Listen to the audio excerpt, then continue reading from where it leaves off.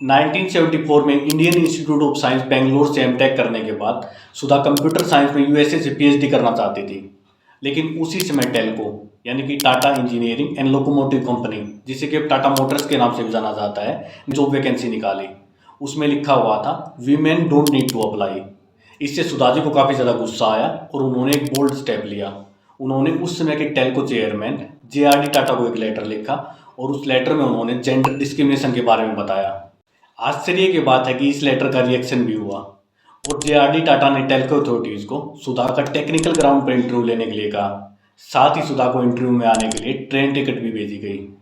उनका इंटरव्यू काफ़ी अच्छा रहा और टेल्को में उनका एक डेवलपमेंट इंजीनियर के तौर पर सिलेक्शन हो गया। साथ ही वो टेल्को की पहली महिला इंजीनियर बनी। टेल्को में सिलेक्शन के बाद भी सुधा वहाँ पर जॉब नहीं करना चाहती थी, बल्कि वे यूएसए से अपनी पीएचडी करना चाहती थी। जॉब लेते हैं क्या? हमने बताया नहीं, हम नहीं लेते, मैं अमेरिका जा रही हूँ पीएचडी करने के लिए। लेकिन उस समय सुधा के पिताजी आर.एस. कुलकर्णी ने उन्हें समझाया कि अगर तुम टेल्को में जॉब नहीं करना चाहती थी तो तुम्हें जेआरडी टाटा को लेटर लिखकर जेंडर डिस्क्रिमिनेशन का मुद्दा नहीं उठाना चाहिए था। पिताजी ने पूछा then why did you write a letter?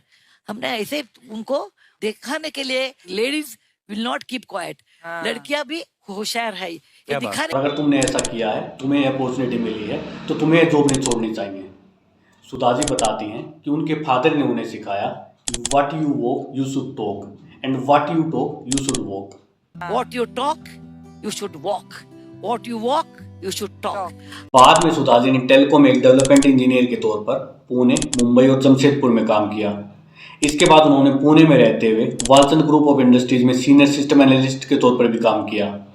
1981 में जब नारायण इन्फोसिस स्टार्ट करते हैं तो वहाँ से सुधा जी की एक नई लाइफ स्टार्ट होती है और उस समय वो वालचंद ग्रुप ऑफ इंडस्ट्रीज में जॉब भी करती थी और इन्फोसिस के काम में अपने हस्बैंड की हेल्प भी करवाती थी। बाद में सुधा मूर्ति ने बेंगलोर यूनिवर्सिटी और क्राइस्ट यूनिवर्सिटी में विजिटिंग प्रोफेसर के तौर पर भी काम किया। उस समय भी सुधा जी एक यूनिवर्सिटी में प्रोफेसर के तौर पर ही काम कर रही थी जब उनकी बेटी अक्षता ने उन्हें सोसाइटी के लिए कुछ करने के लिए मोटिवेट किया और सुधा मूर्ति ने उस समय 1996 में इन्फोसिस फाउंडेशन की शुरुआत की।